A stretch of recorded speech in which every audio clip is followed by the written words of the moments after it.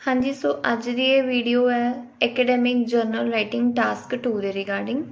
सो जिन्ना students नू problem आउंदी आ task 2 लिखण दे विच तां ये वीडियो उन्हां लई बहुत हैल्पफुल आ।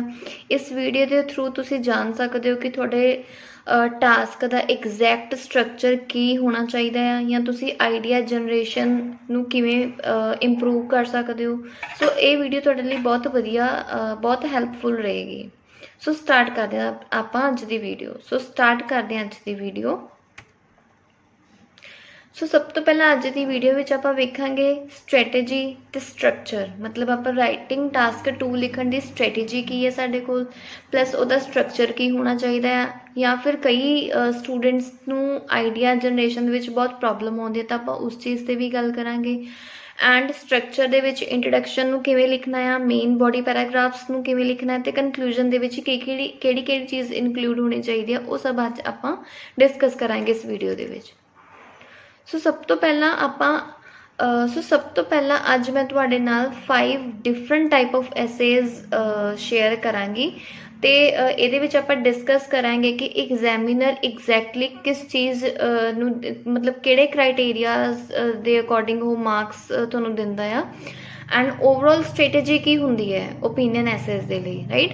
तो इस तो इलावा आप स्ट्रक्चर देखेंगे कि इंट्रोडक्शन आप प्लान किमें करना है, तो BP1 BP2 मतलब बॉडी पैराग्राफ 1 बॉडी पैराग्राफ 2 आप किमें प्लान करना है। सो सब तो पहला आप टास्क देखेंगे as do you agree or disagree वाला। To what extent do you agree or disagree, या फिर कई क्वेश्चन दे विच तुहाडे तो ओपीनियन तुहाडा मंगिया हुंदा ते उहदे विच लिखिया हुंदा डू यू थिंक, राइट। या फिर discuss both views and opinion, मतलब ओवरऑल आप ओपीनियन एंड डिस्कशन वाला जो टॉपिक है वो इस वीडियो दे विच कवर करांगे, राइट।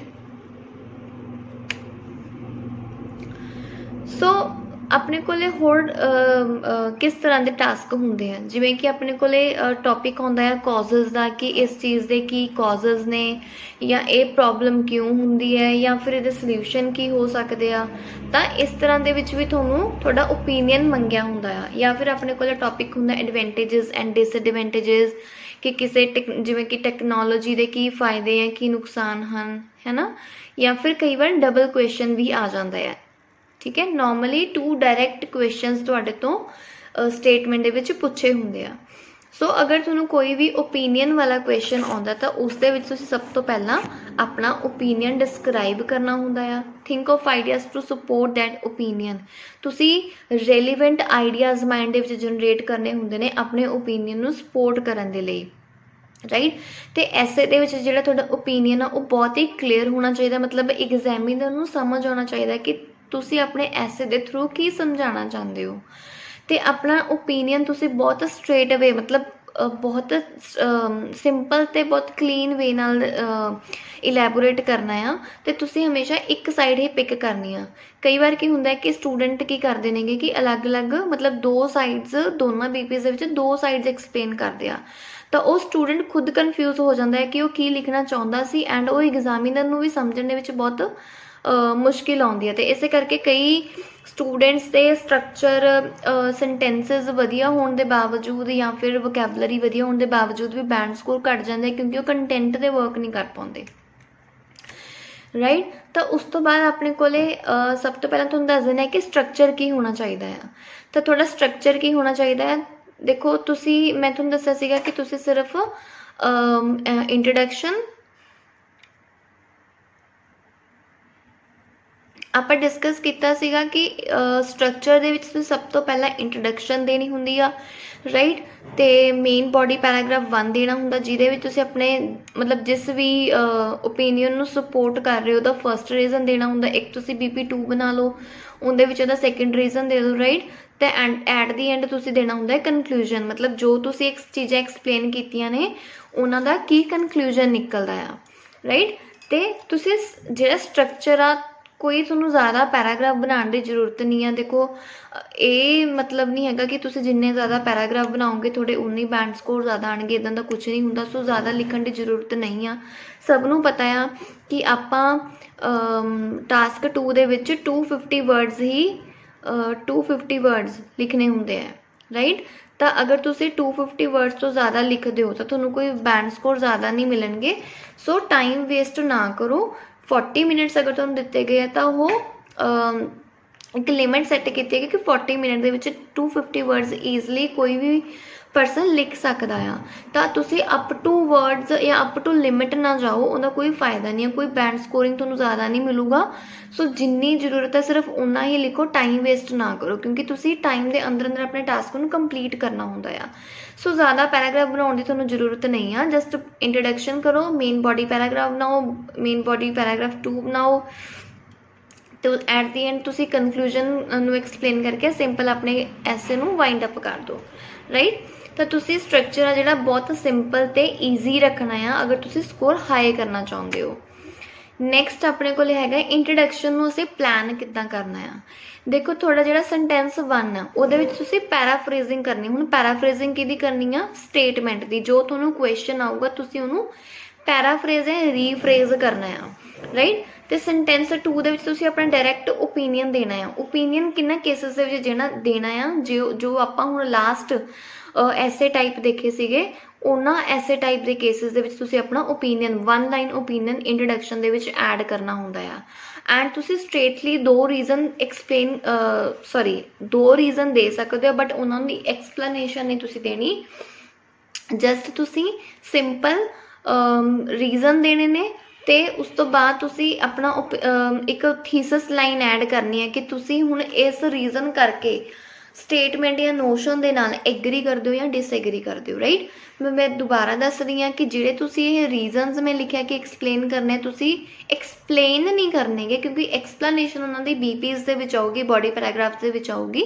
ਇੱਥੇ ਜਸਟ ਤੁਸੀਂ ਓਪੀਨੀਅਨ ਦੇ ਨਾਲ 1 ਲਾਈਨ ਓਪੀਨੀਅਨ ਦੇ ਨਾਲ ਆਪਣਾ ਇੱਕ ਸਿੰਪਲ ਰੀਜ਼ਨ ਐਕਸਪਲੇਨ ਕਰਨਾ ਆ, ਰਾਈਟ। ਉਸ ਤੋਂ ਬਾਅਦ ਸਾਡੇ ਕੋਲ ਆ ਮੇਨ ਬੋਡੀ ਪੈਰਾਗ੍ਰਾਫ 1 ਦੇ ਵਿੱਚ ਤੁਸੀਂ ਕੀ ਕੀ ਚੀਜ਼ਾਂ ਨੂੰ ਇਨਕਲੂਡ ਕਰਨਾ, ਮਤਲਬ ਇਹਦਾ ਸਟਰਕਚਰ ਕੀ ਹੋਊਗਾ।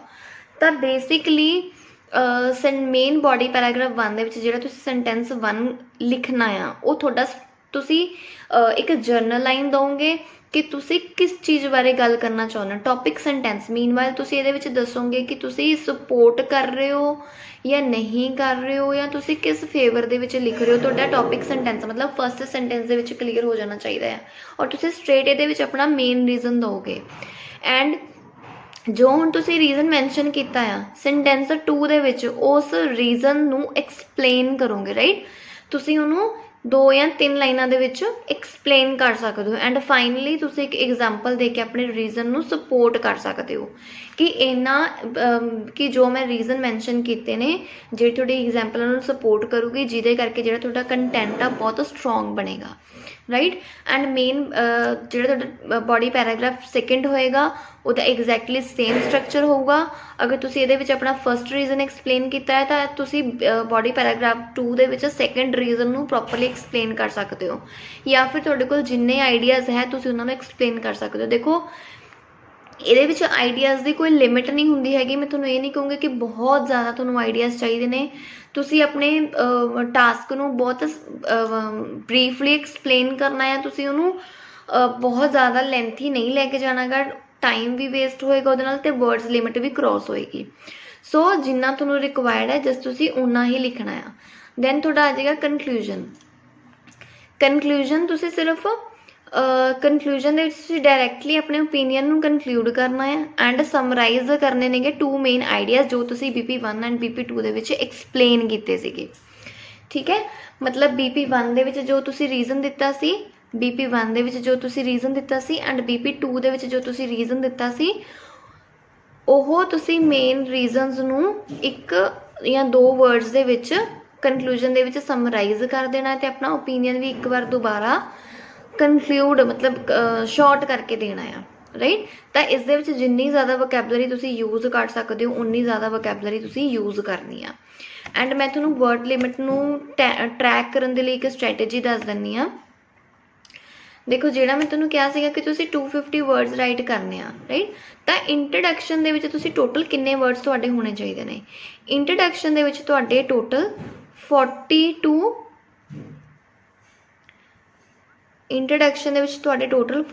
50 ਵਰਡਸ ਹੀ ਹੋਣੇ ਚਾਹੀਦੇ। ਇਸ ਤੋਂ ਜ਼ਿਆਦਾ ਤੁਹਾਨੂੰ ਲਿਖਣ ਦੀ ਜ਼ਰੂਰਤ ਨਹੀਂ ਆ। ਅਗਰ ਤੁਸੀਂ 1 ਲਾਈਨ ਦੇ ਵਿੱਚ 10 वर्ड लिख रहे हो तो तुसी मिनीमम 4 ਤੋਂ 5 ਲਾਈਨਾਂ ਦੇ ਵਿੱਚ ਆਪਣੀ ਇੰਟਰੋ ਨੂੰ ਲਿਖਣਾ ਆ। ਔਰ ਇਸ ਤੋਂ ਇਲਾਵਾ ਅਗਰ BP1 ਦੀ ਆਪਾਂ ਗੱਲ ਕਰੀਏ, BP1 ਦੇ ਵਿੱਚ ਤੁਸੀਂ ਟੋਟਲ 80 to 90 वर्ड्स ही लिखने आ। इस तो ज़्यादा लिखने की तुहानूं जरूरत नहीं हैगी। अगर देखो तुसी ज़्यादा लिखोगे तुहानूं कोई बैंड स्कोर ज़्यादा नहीं मिलणगे, राइट। एंड BP2 दे विच भी एग्जैक्ट तुहानूं सेम 80 to 90 वर्ड्स ही तुसी लिखने आ। तुसी इहनूं 8 ਤੋਂ 9 ਲਾਈਨਾਂ ਦੇ ਵਿੱਚ 8 ਲਾਈਨਾਂ ਦੇ ਵਿੱਚ ਦੋਨਾਂ BPs मतलब 8 ਲਾਈਨਸ BP1 ਦੀਆਂ ਐਂਡ BP2 भी 8 ਲਾਈਨਸ ਦੇ ਵਿੱਚ ਤੁਸੀਂ ਖਤਮ ਕਰ ਦੇਣਾ ਆ, ਰਾਈਟ।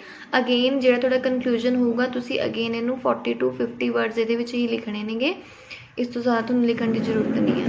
ਅਗਰ ਤੁਸੀਂ ਕਾਊਂਟ ਕਰੋਗੇ ਇੰਟਰੋ 40 वर्ड्स ਦੀ, ਰਾਈਟ, 80 वर्ड्स ਦੀ ਤੁਹਾਡੀ BP1 ਤੇ 80 ਦਾ BP2, 80 160 ਐਂਡ ਇੰਟਰੋ ਦੇ 40 वर्ड्स 240 ਹੀ ਤੁਹਾਡੇ ਕਨਕਲੂਜਨ ਦੇ ਹੋ ਗਏ, ਰਾਈਟ। ਤਾਂ 240 ਹੁਣ ਤੁਸੀਂ 10-15 वर्ड ਜਿਹੜੇ ਉੱਪਰ ਨੀਚੇ ਉਹ ਵੈਸੇ ਵੀ ਹੋ ਜਾਣਗੇ, ਰਾਈਟ, ਜਦ ਤੁਸੀਂ ਲਿਖੋਗੇ। ਤਾਂ ਇੱਕ ਮੈਂ ਤੁਹਾਨੂੰ ਐਸਟੀਮੇਸ਼ਨ ਦੇ ਰਹੀ ਹਾਂ, ਤਾਂ ਤੁਸੀਂ ਇੰਨੇ ਕੁ ਵਰਡਸ ਜਾਂ ਇੰਨੀਆਂ ਲਾਈਨਸ ਦੇ ਵਿੱਚ ਆਪਣੇ ਪੂਰੇ ਟਾਸਕ 2 ਨੂੰ ਇਲੈਬੋਰੇਟ ਕਰ ਸਕਦੇ ਹੋ, ਰਾਈਟ। ਸੋ ਨੈਕਸਟ ਮੇਰੇ ਕੋਲ ਇੱਕ ਸਟੇਟਮੈਂਟ ਆ, ਆਪਾਂ ਇਹਨੂੰ ਤੁਹਾਨੂੰ BPs ਦੇ ਵਿੱਚ मैं थोड़ा शॉर्ट दे विच थोनों इस स्टेटमेंट नूं एक्सप्लेन करके दस दिंदी हाँ। हुण अपने कोल स्टेटमेंट हैगी countries should spend money on trains rather than new roads, कि जिहड़ियां कंट्रीज आ उन्हां नूं मनी स्पेंड करनी चाहिए है, ठीक है, ट्रेन्स ते रादर दैन न्यू रोड्स, मतलब वो नवीं सड़कां दी कंस्ट्रक्शन करन दी बजाए ट्रेन्स दे उपर मनी नूं स्पेंड करन। तां तुसीं इस चीज़ तो एग्री करदे हो या डिसएग्री करते हो? सिंपल, ठीक है, do you agree or disagree. और मैं तुहानूं दस्सिया सीगा कि तुसीं ट्राई करना वा कि एक साइड ही एक्सप्लेन करो सो दैट कि तुसीं भी लिखण लगे कन्फ्यूज ना होवो एंड जिहड़ा पढ़न वाला एग्जामिनर है जिसने तुहानूं मार्क्स देने या स्कोरिंग करनी है वो भी कन्फ्यूज ना होवे, राइट।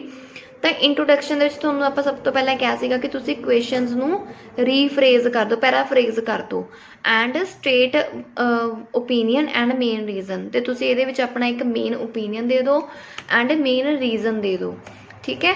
तो हुण जिवें तुसीं नूं अगर पैराफ्रेजिंग दे टाइम तुसीं जिन्ने वर्ड्स तुहानूं सिनोनिम्स पता ने वो यूज़ कर सकते हो या फिर उन्होंने एज इट इज़ भी यूज़ कर सकते हो, ठीक है। अगर तुसीं पैसिव स्ट्रक्चर लिख सकते हो तो पैराफ्रेजिंग दे टाइम पैसिव स्ट्रक्चर का यूज़ करो, ठीक है। पैसिव अगर एक्टिव दे विच है जिवें कि हुणे एक्टिव दे विच है तो पैसिव दे विच कन्वर्ट करने की कोशिश करो।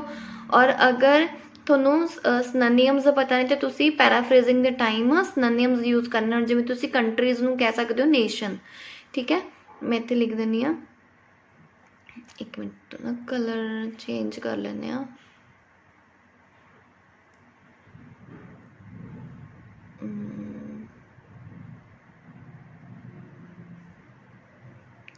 ठीक है,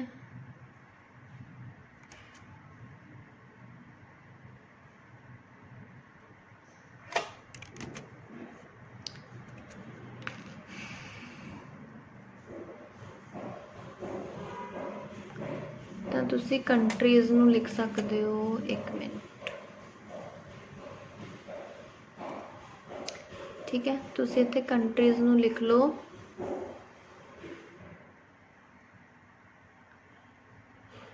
हैंड राइटिंग ते ना जाओ मेरी, नेशंस, ठीक है। कंट्रीज़ नूं तुसी नेशन लिख सकते हो। शुड नूं देखो हुणे ये एक्टिव दे विच आ, अगर तुसी इहनूं पैसिव दे विच कन्वर्ट करना चाहो पैसिव च कन्वर्ट कर सकते हो, ठीक है। तो अगर तुसी शुड नूं रिप्लेस करना तो शुड की जगह ते तुसी ought to वर्ड भी यूज़ कर सकते हो, ठीक है, ought to। या फिर जे तुसी इहनूं ought to spend, अगर देखो जरूरी नहीं कि तुसी हर वर्ड का सिनोनिम लिखना, ठीक है। स्पेंड नूं अगर तुसी स्पेंड लिखना तो स्पेंड लिख लो, अगर तुहानूं इहदा सिनोनिम उहदा सिनोनिम यूज़ कर लो, ठीक है। तो शुड नूं ought to लिखना ought to लिख लो, या फिर अगर तुसी इहनूं पैसिव च कन्वर्ट करना तो तुसी शुड तो बाद बी लगा के should be spend the third form use कर लो, ठीक है, स्पेंड। ठीक है, नेशंस ought to spend या फिर should be spent money on trains। Instead of rather ਨੂੰ ਤੁਸੀਂ यूज कर सकते हो ਇੱਥੇ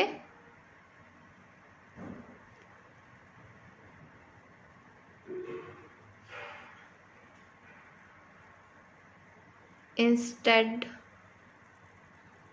ऑफ न्यू रोड्स। ठीक है, इंस्टैड ऑफ तो बाद तुसी डायरैक्टली लिखोगे न्यू रोड्स। ये थोड़ी होगी पैराफ्रेजिंग होगी। एंड उस तो बाद तुसी अपना स्ट्रेट ओपीनियन देना है। हुण तुसी do you agree or disagree, तुहानूं की लगता है? तो तुसी जो अपना ओपीनियन देना तो तुसी उन्होंने अकॉर्डिंग टू मी तो स्टार्ट कर सकते हो। ठीक है,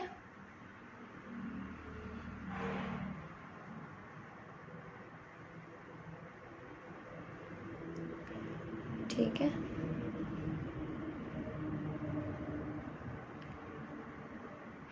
according to me and straight अपना एक रीज़न एक्सप्लेन कर दो कि तुसी हुण क्यों इस चीज़ नाल एग्री या डिसएग्री करते हो। अपना ओपीनियन दो कि हाँ जी according to me this is completely wrong, या तुसी लिख दो कि आई पर्सनली ओपीन दैट या personally believe that it is good to spend on it is good to spend money on trains rather than new roads. हुण इत्थे तुसीं अपना ओपीनियन देना कि तुसीं एग्री करते हो या डिसएग्री करते हो। ठीक है, तुसीं अकॉर्डिंग टू मी तो स्टार्ट कर लो या कर दो कि आई स्ट्रोंगली ओपीन दैट या आई स्ट्रोंगली या आई कंप्लीटली अग्री या I completely disagree with the notion. ठीक है, तुसीं जिस अकॉर्डिंग अपना ओपीनियन देना चाहुंदे हो दे सकते हो। उस तो बाद तुसीं स्ट्रेट 2 रीज़न देने आ। Because of I am completely agree with this notion, because of तो इतने तुसी अपने 2 मेन रीज़न दो एंड थीसिस लाइन दे दो कि this essay will explain the agreement the reason behind the agreement. ठीक है, that will be further explain in the subsequent paragraph. तो तुसी जिवें एक थीसिस लाइन देनी हो दे सकते हो। ठीक है, तो जिन्ना स्टूडेंट्स नूं वर्ड्स वोकैबलरी दे विच प्रॉब्लम आ तो मैं तुहाडे नाल एक टैंपलेट्स भी शेयर कर देवांगी। ठीक है, वो टैंपलेट्स तुहाडे बहुत हैल्पफुल रहणगे। उत्थे तुहानूं पता लग जाऊगा कि तुसी किहड़े वर्ड्स ने जिहड़े वो यूज़ कर सकते हो। ठीक है, आप तुहानूं टैंपलेट्स भी प्रोवाइड करवा देंगे जिहड़े कि तुहाडे लई बहुत हैल्पफुल रहणगियां और तुहानूं आइडिया हो जाऊगा कि तुसी किस तरह की वोकैबलरी राइटिंग टास्क 2 दे विच यूज़ कर सकते हो। उस तो बाद मेन बॉडी पैराग्राफ 1 एंड 2 की प्लैनिंग तुसी किस तरीके नाल करनी आ। तो सब तो पहला मैं तुहानूं कहा सीगा कि तुसी टॉपिक सेंटेंस लिखना है भी तुसी किस चीज़ नूं फेवर कर रहे हो। मान लो मैं फेवर कर रही हूँ एग्री, मैं इस नोशन के नाल एग्री कर रही हूँ कि हाँ जी ट्रेन से स्पेंड करना चाहिए instead of constructing new roads. तो राइट, मैं पहला हुण रीज़न देना कि ट्रेन्स के उपर पैसा क्यों खर्च करना चाहिए है। राइट, तो सब तो पहला मैं तो रीज़न दिता कि ट्रेन्स आर फास्टर। तो सब तो पहला मैं तो रीज़न दिता कि ट्रेन्स आर फास्टर। हुण मैं इनू एक सेंटेंस के अपना जिहड़ा रीज़न से स्ट्रेट करता एंड उस तो बाद मैंने एक्सप्लेन किया कि अगर आप ट्रेन से स्पेंड करांगे तो ये कोई भी ट्रैफिक नहीं होगा। ठीक है, ये हायर तो मैक्सीमम स्पीड होगी। तो इस तो इलावा ये जी जर्नी टाइम आ भी रिड्यूस हो क्योंकि बहुत ये स्पीड ज़्यादा होंगी ट्रेन की as compare to other mode of transport. तो यह जर्नी टाइम भी इस रिड्यूस हो जूगी। ठीक है, अगर तुहाडे कोल एग्जाम्पल है तो एग्जाम्पल दे सकते हो। तो हुण मैं जिन्नियां लाइनां बोलियां ने तुसीं इन्ने लिखने, तुसीं इहनूं वधिया तरीके नाल 2 ਤੋਂ 3 लाइनां दे विच सेंटेंस नूं एक्सप्लेन कर सकते हो। राइट, उस तो बाद मेन बॉडी पैराग्राफ 2 दे विच तुसीं की देना गा। देखो मैं पहला अपना पॉइंट दिता गा, ये हैगा मेरा फस्ट पॉइंट। ठीक है, फस्ट पॉइंट की है कि जिहड़ियां ट्रेन्स ने बहुत तेज़ होंदियां as compare to other modes of transport. ठीक है, हुण मेरा जिहड़ा सैकेंड रीज़न मैं मेन रखिया गा, सैकेंड रीज़न मैं रखिया गा कि जिहड़ियां ट्रेन्स होंदियां ने वो इन्वायरमेंट फ्रेंडली होंदियां ने, मतलब इन्हां दे नाल ज़्यादा पोल्यूशन नहीं हुंदा।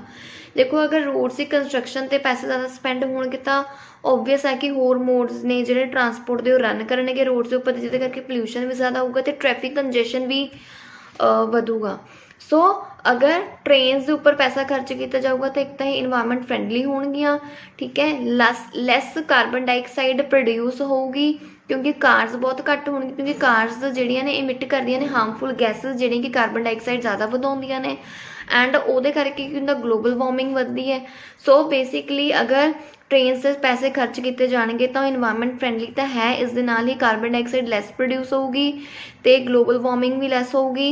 यदि आप एग्जाम्पल देती है, जेन्युइन एग्जाम्पल दी आ मैट्रो की, metro system in Delhi, right, तुसीं इहनूं सेंटेंसिस विच लिख सकते हो कि जिवें दिल्ली दे विच मैट्रो सिस्टम चल रहा है तो उस दे नाल की दिल्ली दे विच पोल्यूशन आ जिहड़ा as compare to other cities वो घट है, ठीक है।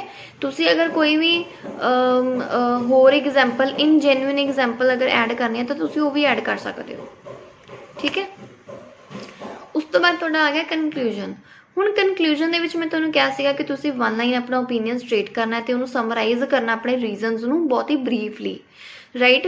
तो ये तुसी दसना कि तुसी एग्री करते हो, क्यों करते हो, क्योंकि जिहड़ियां ट्रेन्स ने बहुत फास्टर ने तो इन्वायरमेंट इंपैक्ट बहुत घट पाउंदियां ने, ठीक है। हुण यही चीज़ आप अपने BP1 एंड BP2 एक्सप्लेन की है कि trains are faster and environment friendly, तो उही चीज़ मैं कनक्लूजन दे विच ऐड करती कि हाँ जी मैं एग्री करती हाँ या एग्री करता हाँ, क्योंकि trains are more quicker as compare to other mode of transport and it have reduced environment impact, जिहड़ा इन्वायरमेंट का इंपैक्ट आ चाहे वह नेगेटिव है या पॉजिटिव है बहुत घट है, सॉरी नेगेटिव इंपैक्ट बहुत घट है, ठीक है। तो अगर तुसी चाहुंदे हो कि मैं तुहाडे नाल एक फुल वीडियो टास्क 2 दी शेयर करां तो तुसी कॉमेंट दे विच अपना फीडबैक जरूर दिओ। तो इस वीडियो के थ्रू मैं तुहाडे नाल डिस्कस किया है स्ट्रक्चर, तो अगर तुसी चाहुंदे हो कि मैं तुहानूं राइटिंग टास्क 2 फुली लिख के दिखवावां या फिर एक वीडियो के थ्रू तुहाडे नाल शेयर करां तो तुसी कॉमेंट करके जरूर मैनूं दसना है, ठीक है। बाकी नैक्सट वीडियो के मैं तुहानूं दसांगी कि तुसी किस तरह आइडियाज़ नूं जनरेट कर